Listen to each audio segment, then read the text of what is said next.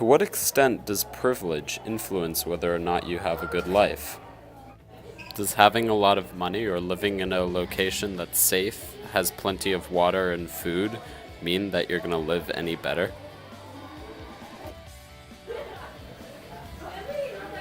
If someone gives you a $20 bill, you'll be happy, but how long will that happiness last if you're continuously given $20 bills?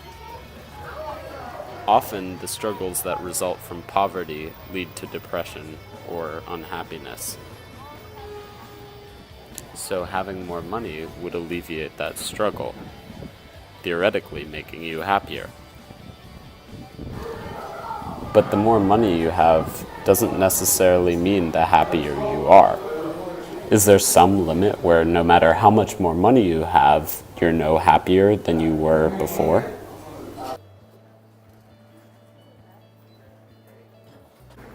According to Nobel Prize-winning economist Angus Deaton, that number is $75,000 a year. After that, as Biggie puts it, more money, more problems. Then there's also location.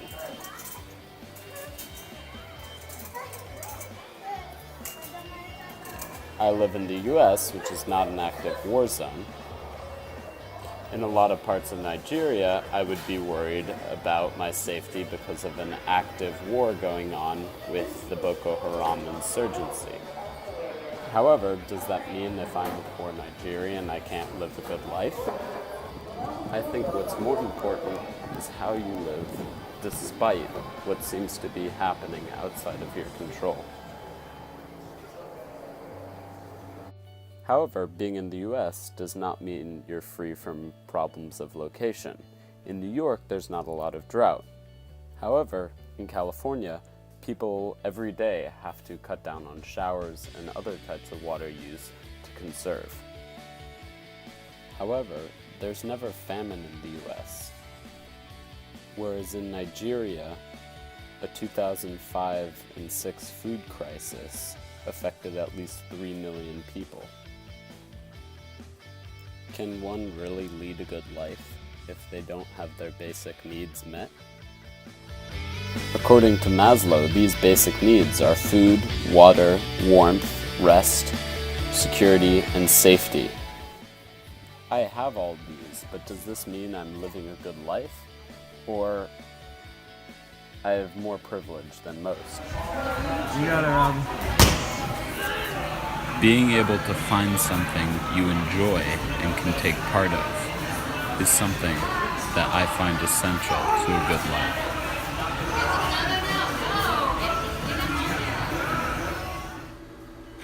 After having spent 8 more weeks thinking about the good life in this class, I've come up with some changes in my perspective. Although I have found some answers, as expected, I seem to have more questions than I started with. I learned from other people's perspectives in the class. They brought up ideas I had never thought about before. This made me challenge and rethink my own ideas about the good life. Before, I had thought that a good life had mainly to do with the cards you were given. Now I've come to realize that it almost entirely has to do with how you play them. I've also realized through the Richard Cory poem that finding a sense of purpose is essential. Finding something to work for is what really helps give your life a meaning. Also, taking care of others. By taking care of others, you're able to help shift the focus from yourself in a way that gives you perspective.